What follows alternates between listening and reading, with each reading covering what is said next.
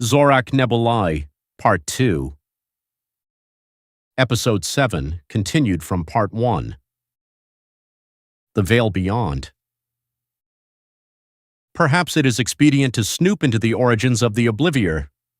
His home planet was Aetheron Prime, a war-driven, technologically superior world orbiting a dying blue star in the Phyrexian Nebula. Aetheron Prime lying within the fabric of the universe known only as the Veil Beyond. It is here Oblivior was born, and here it still dwells, feeding on forgotten star systems and fallen worlds. Before time bore names, before galaxies bloomed in light, there was a silence so pure, so absolute, it threatened all potential. In this silence dwelled a force, neither alive nor dead, sentient entropy that watched as the first stars flickered into being. It was not hatred that stirred it, it was offense. Oblivior, the name assigned by terrified ancients who could barely comprehend its nature, the name was not evil in the traditional sense.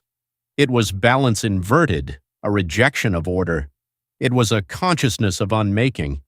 The veil is not a place as mortals understand. It is a realm between a plane where time drips sideways, where sound screams backward, and where light is devoured before it can escape. It is the graveyard of realities. Millennia ago, Zorak's people, the Aetherians, discovered traces of this anomaly, and they sent a delegation of celestials, guardians of immense power, to investigate the growing dark. Only one returned out of 50, Oblivior. It thinks, it dreams, and it hungers, if it wakes fully and intends to make the stars dim the forever. It had no shape until it began to feed. With every star it consumed, it grew. With every mind it devoured, it learned. It crafted servants, like the warden that Zorak battled. Creatures once pure, now twisted shadows of themselves, bound to Oblivior's will through the shadow code, a psychic lattice of thoughtless obedience. Now it was stirring again. Back on Earth, Zorak's dreams. Since activating the first anchor, Zorak had begun to dream. Not memories, but warnings. He floated through fractured galaxies, heard the song of dying suns, and saw a hand of nothingness reaching across space. He would wake breathless, his cosmic core pulsing. One night he stood at the edge of a storm-lashed cliff, lightning lashing the sky. "You've seen it, haven't you?" came a voice. He turned to find an old man, blind, robed, leaning on a staff carved with stellar runes. "You're not from here," Zorak said. The man smiled. "Neither are you." The old one introduced himself as Vora, a starseer, an ancient Earth guardian whose kind once protected humanity's contact with the cosmos. Long believed extinct, they had faded into myth, but a few remained hidden. "Oblivior touches this world now," Vora said gravely. "He does this through dreams, through machines, through madness. It searches for the anchors, for you." Zorak's fist clenched. "Then I'll find the next anchor before it does." Vora handed him a shard, a sliver of crystalline memory that sang when touched. "The next one sleeps beneath the oceans, guarded by something ancient and angry." Episode 8. Into the Deep. The ocean whispered like a living thing, dark, vast, and unknowable. Zorak stood at the edge of a jagged cliff on the Pacific coast, where an ancient starseer temple once overlooked the sea. He closed his eyes. The shard that Vora had given him vibrated faintly, its pulse growing stronger the closer he came to its twin, the second anchor of reality. "It's below," he whispered. "Far, far below." Zorak extended his arms. The cosmic matrix of his suit reconfigured, adapting to the crushing pressures of the deep. Nebular light shimmered across his chest plate, and his helmet sealed with a hiss of stellar gas. With a single leap, he vanished into the waves. The descent. Down he sank, deeper than any submersible dared to go. Past coral cathedrals, beyond silent shipwrecks entombed in darkness, through pressure so immense it would crush steel like foil. Zorak's cosmic force shield held steady, but the deeper he went, the colder the universe seemed. Voices whispered, faint echoes of anguish and fear, not his, but something else's. The water itself was haunted. Suddenly he saw it, a trench deeper than any chart had measured. It pulsed faintly at the bottom, a pulse identical to the shard. The second anchor was down there, but he was not alone. The corrupted Leviathan. With a rumble and a low-frequency roar that shook the bones of the earth, emerged the corrupted Leviathan from the trench, a creature the size of a mountain. Scales like blackened glass, eyes like swirling galaxies of torment. Once a guardian spirit of Earth's oceans, it had been ensnared by Oblivior through ancient seismic rifts. Another false light comes to blind me, it thundered into Zorak's mind. Leave, or be unmade. Zorak stood his ground. You were a protector once. Remember who you were? The creature roared, lashing out with tentacles tipped in void fire. Zorak dodged and retaliated, releasing twin beams of concentrated stellar energy. They struck the beast's chest, forcing it backward, but not harming it. Then I'll remind you. The ocean became a battleground. The battle beneath. Zorak unleashed his full cosmic arsenal. Starblades danced in arcs of blue fire. Graviton blasts twisted the currents around the Leviathan. He formed hard-light constructs, massive chains that tried to bind the beast's limbs. But the Leviathan fought back with a ferocity born of corruption. Its roar sent psychic shockwaves that cracked the seabed. It summoned biovolcanic eruptions. Shadows congealed into claws and eyes, watching, judging. Zorak was struck and slammed into the trench wall, cracking the rock. His suit flickered, blood mixed with starlight.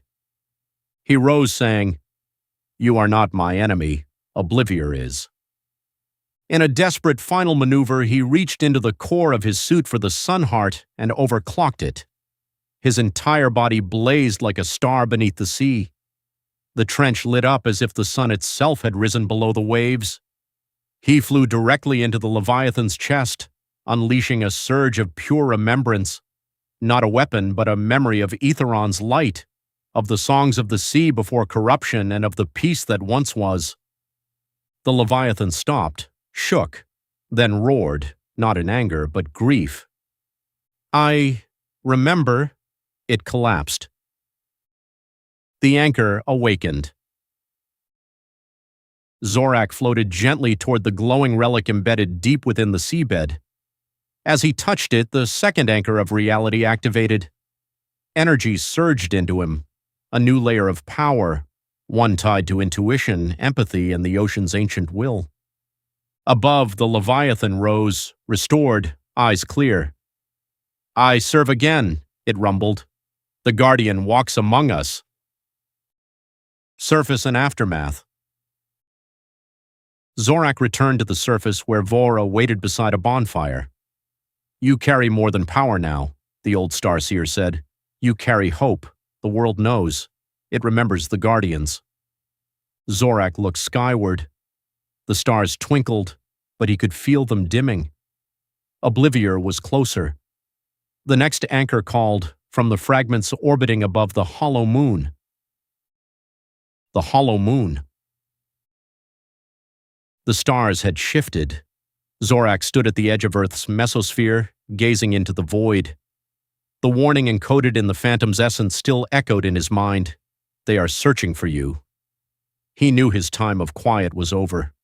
The anchors of reality, the ancient cosmic stabilizers scattered across the universe, were no longer safe. But this was no ordinary moon. It was long believed by humans to be a lifeless satellite.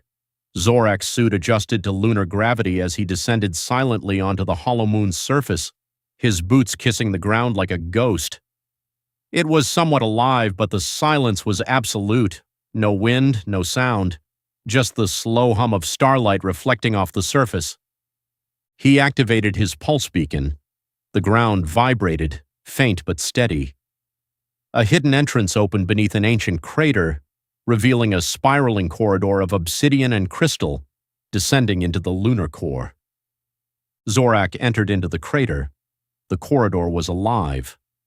As he moved deeper, strange hieroglyphs illuminated beneath his feet, pulses of violet and blue responding to his presence. The architecture bent perception. Walls curved in impossible angles, gravity reversed, and echoes whispered in languages he didn't recognize but somehow understood. At the heart of the structure lay a chamber like none other. Gigantic arches of silver and glass circled a central dais, and atop it floated the anchor, a glowing tetrahedron spinning slowly, humming with immeasurable energy. But he was not alone. From the shadows slithered creatures of null light, void wraiths, the sentries of the moon's inner sanctum. Forged from collapsed dimensions and bound to protect the anchor at all costs, they surged forward like a living tide. ZORAK's suit flared to life. His core, already charged by the essence of the previous phantom, pulsed with stellar fury. He launched into battle with blinding speed, each movement a blend of cosmic martial grace and raw power. The void wraiths struck in silence, their claws bypassing physical space to slice at his very essence. Again, ZORAK was prepared. He channeled bursts of antimatter through his palms, destabilizing their forms. He dodged and spun through gravitational warps, hurling spears of light that pierced their dark hides. The battle was fierce, more than anything he had yet faced. For everyone he destroyed, another emerged from the walls of shadow. Suddenly the chamber trembled and the anchor pulsed, and a massive form, a warden of the void, descended from the ceiling. It was a sentinel left behind by the Aeon architects themselves. It stood 12 feet tall, composed of crystal and liquid darkness, its face an endless mirror reflecting ZORAK's fears. ZORAK's breath caught, but only for a second. This was not just about battle, it was a test. He deactivated his offensive systems and approached slowly. The warden raised a massive arm charged with annihilation energy. ZORAK spoke, his voice echoing through the chamber. "I am not your enemy. I am the Guardian. I seek the anchor, not for power, but for balance." The warden froze. Its eyes, if they could be called that, flashed white. A moment passed, then the warden stepped aside. The wraiths melted into mist. Silence returned. Calibrated, his strength intensified, and a new piece of the cosmos unfolded in his mind. But with it came a vision of Oblivior, vast and formless, its limbs coiling through galaxies, its voice a black wind that silenced stars. It was awake now, and it knew ZORAK's name. ZORAK turned toward Earth, the hollow moon sealing behind him. The real war had just begun. Episode 9. The Veil of Shadows. The hollow moon pulsed with ancient energy, its surface cracked with runes unseen by human eyes. The name again whispered Oblivior through his thoughts like a scream in the void. It wasn't just a name, it was an echo of something older than time, something primal that even the stars feared. Oblivior was no mere villain. He was the embodiment of entropy, an ancient entity birthed in the first dying star. When galaxies first bloomed, Oblivior fed on collapse. Not death, but unmaking. His motive was simple, yet terrifying. Purge all worlds of purpose. No empires, no heroes, no memories, but only silence. From the ruins of the alien flagship, a final holographic shard flickered. It projected an image of Oblivior, not in form, but as a churning black mass surrounded by dying stars. Its voice was a tremor across dimensions. "I see you, last of Aetheron. My eyes are many. My hunger, infinite." ZORAK clenched his fists.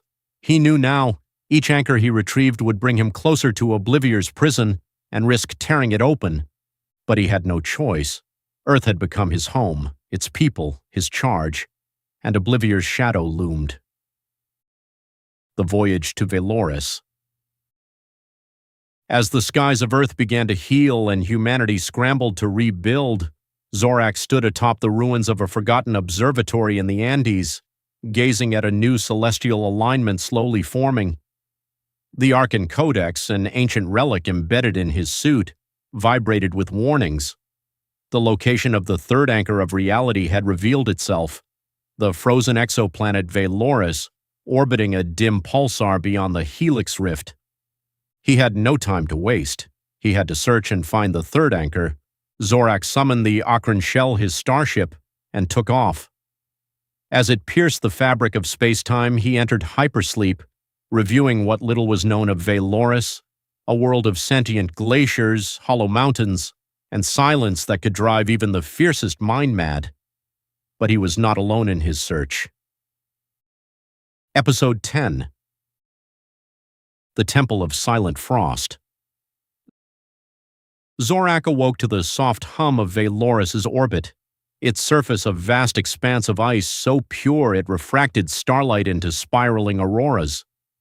He landed in the frozen canyons where gravity shifted erratically and the air was thin but breathable. He marched for days across frozen valleys, navigating psychic storms that twisted memory and hallucination. Here, thoughts echoed in the ice. At last he reached it, the Temple of the Celestial Core, a colossal structure buried under translucent glacial layers. Its walls pulsed with awareness. The anchor lay within, guarded by the fractal sentinels, ancient beings of ice and light who challenged all intruders in riddles and trial. Zorak passed the first test by wrestling a memory beast shaped like his own guilt. The second test, however, was a battle of will. He faced a construct formed from the collective sorrow of Aetheron, the faces of those lost to Oblivior twisted into a storm of pain and accusation. "You could not save them," they whispered. "I live to protect what remains," he answered, unleashing a flare of radiant force. His core surged, and the illusion shattered, revealing the anchor, encased in a crystal of frozen time. The herald descends. But even as he reached out, the planet trembled. Across the cosmos, Oblivior had awakened the first herald, a being named Nullus, crafted from collapsed quasars and quantum decay. It arrived through a rip in reality above Earth, its form too vast and warped for mortal eyes. Back on Veloris, the ice shattered. Nullus had sensed the anchor's disturbance. It followed Zorak across the galaxy. The herald descended onto the frozen world like a collapsing sun. Zorak turned, eyes burning. Nullus moved without motion, a formless predator that unraveled time around it. The planet wept as its frozen plains began to dissolve into mist and entropy. The battle was instant and seemed endless. Zorak launched arcs of stellar flame, wielding gravitic blades drawn from his suit. Nullus answered with black tendrils that sapped will and strength. Zorak's suit adapted, shifting into auric mode, amplifying his density and focus, but even that wasn't enough. It was the anchor that saved him. It pulsed, and from it emerged the spirit of Veloris, a sentinel of ice and memory who fused with Zorak in the final moment. His suit grew crystalline spikes, his aura, now infused with the ancient chill of Veloris. Zorak roared and launched a final stellar cryostasis wave, a fusion of his power and the anchor's frost. It trapped Nullus in a prism of entropy-resistant ice, casting it into the planet's dark core. He secured the third anchor, Zorak and the third anchor. With the third anchor secured, Zorak returned to his ship. As he ascended, he looked down at the planet, now cracking under the stress of the battle. He carved a symbol into the control panel, a sigil of warning and memory. Oblivior was closer. The heralds were only the beginning. Back on Earth, fissures began appearing in the sky again. Darkness was coming. Shadows of the second herald. Back on Earth, the stars were shifting. Astronomers noted strange irregularities in the Orion Arm. They noted the entire star systems blinking out of view, not with explosions, but silence. Entire suns were being swallowed. Zorak stood atop the cliffs of the Pacific Northwest, his form cloaked in earthly attire, eyes glowing faintly beneath a hood. His battle on Veloris had left scars, His body ached, and even the Akron shell's engines moaned under the strain of that near-fatal escape. Yet Earth had changed in his absence. The Oblivion signal was now being heard in form of a dark frequency broadcast from beyond reality. Sensitive minds were falling ill, electronics were malfunctioning, animals started sensing ancient wrongness. Dreams were haunted by an impossible shape, a name whispered from the void, Threxelith, the Second Herald.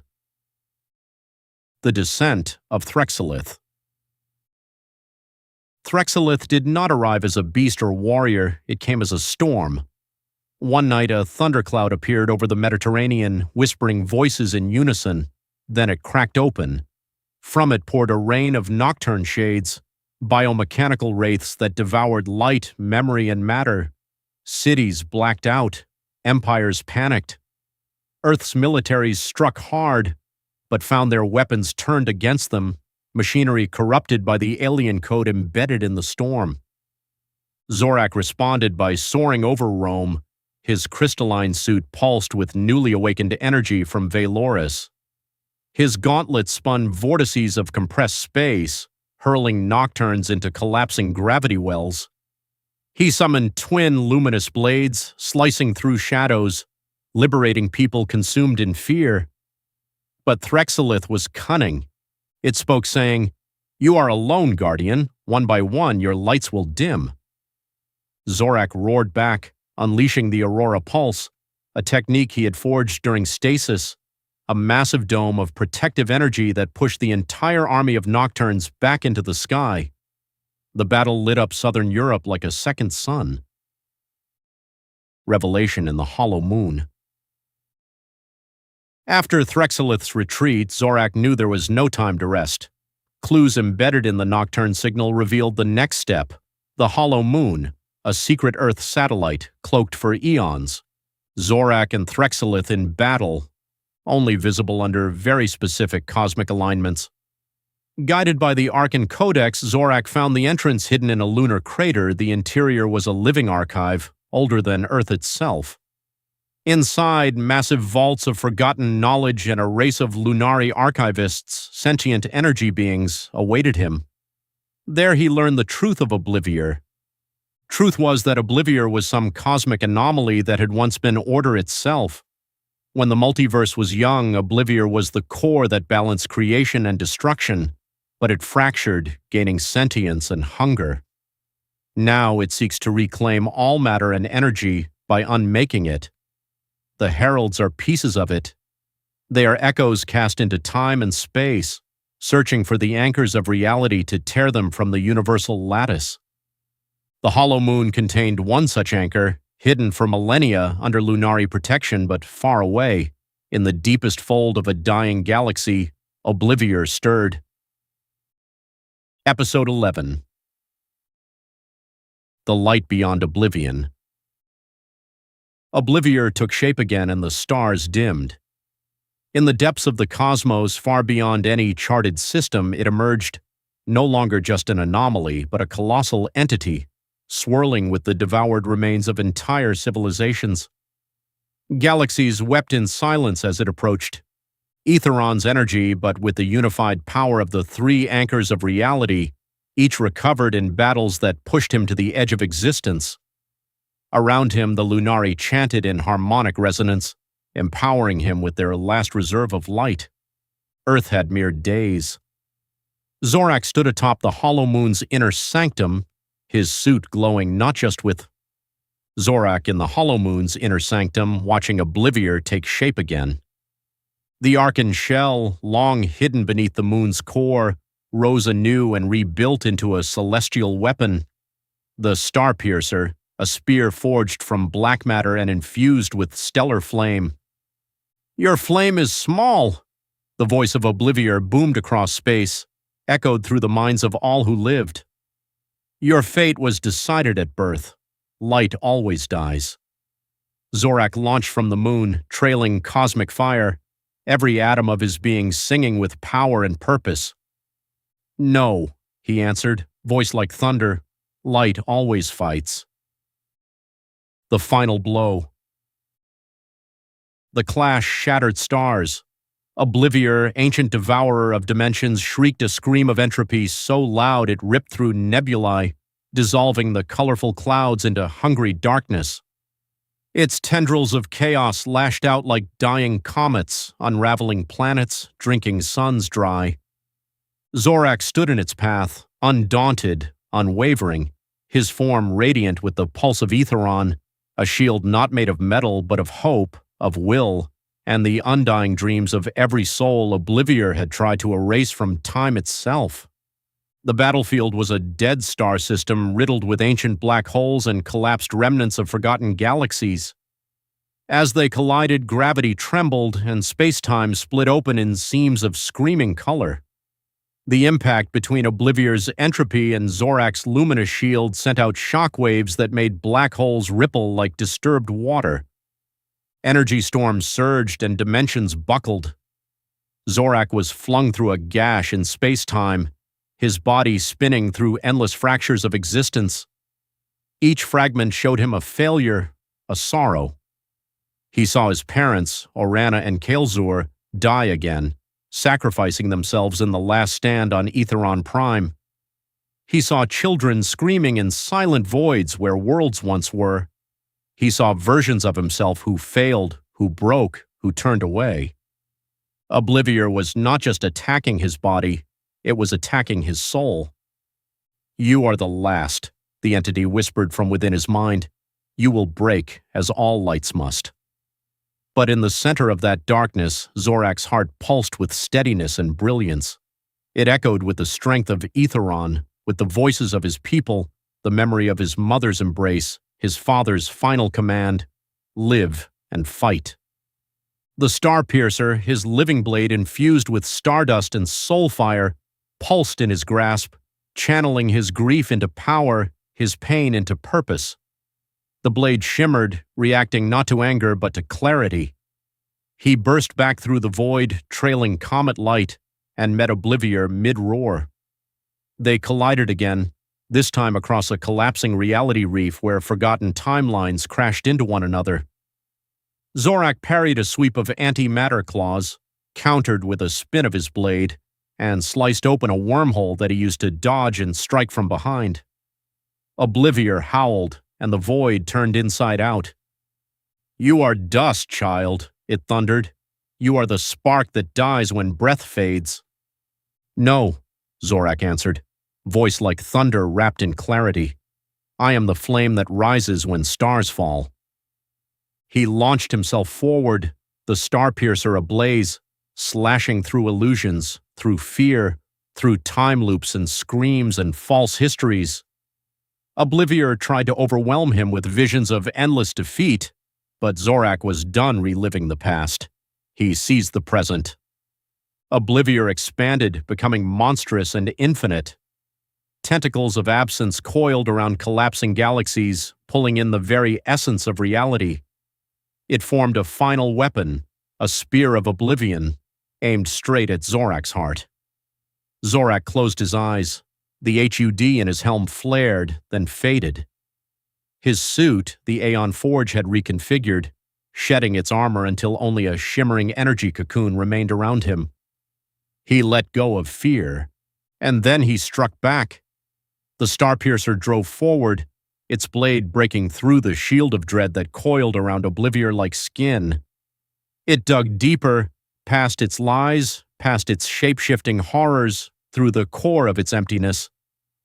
ZORAK struck not with fury, but with truth.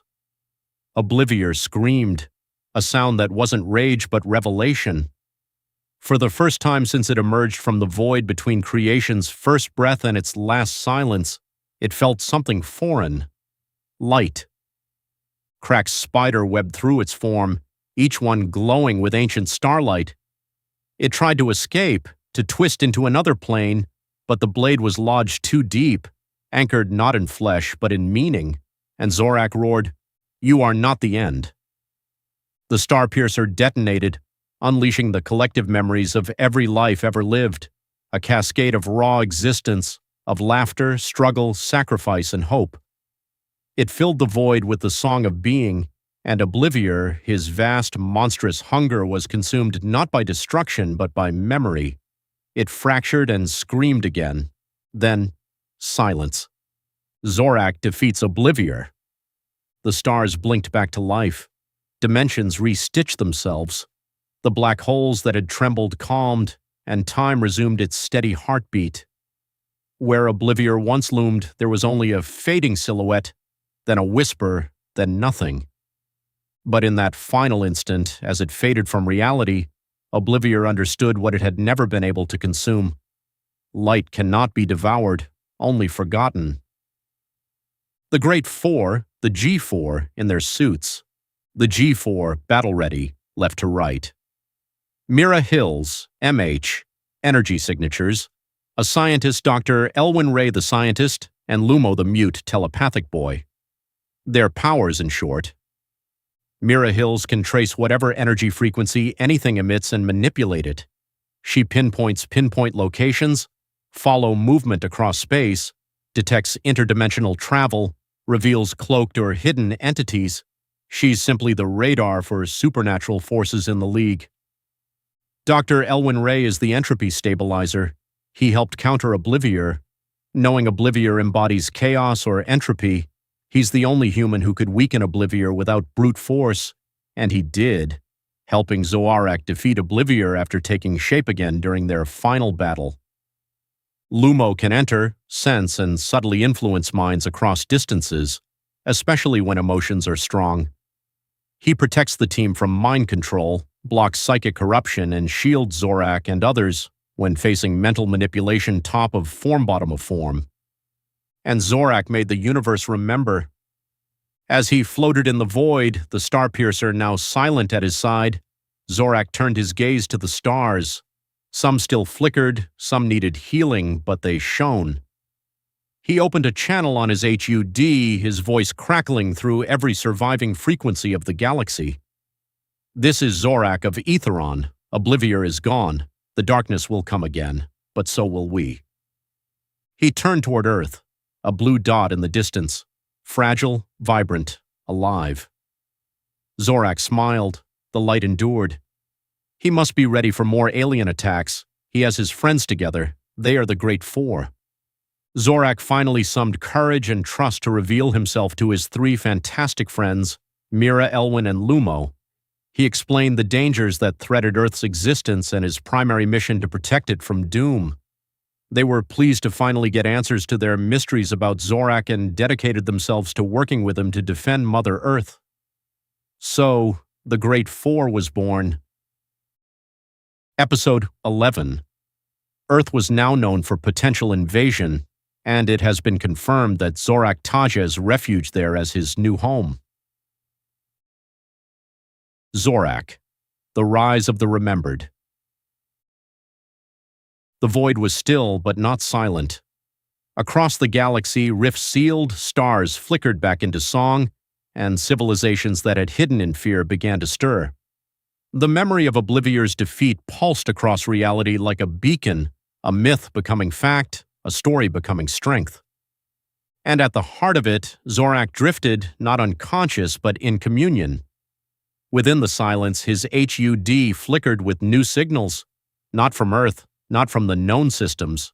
The remembered were waking. Earth, rising tension.